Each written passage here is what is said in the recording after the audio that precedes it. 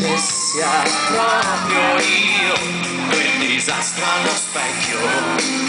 Ma è così, non dormo da giorni e il rasoio neanche me lo ricordo più. Sembra ieri che mi sentivo un dio col mio cuore di ghiaccio.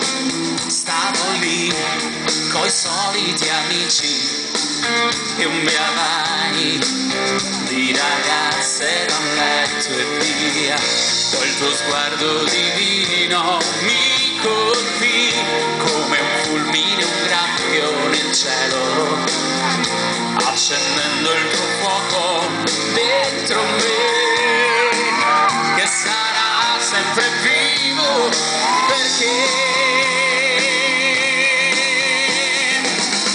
ci ho provato a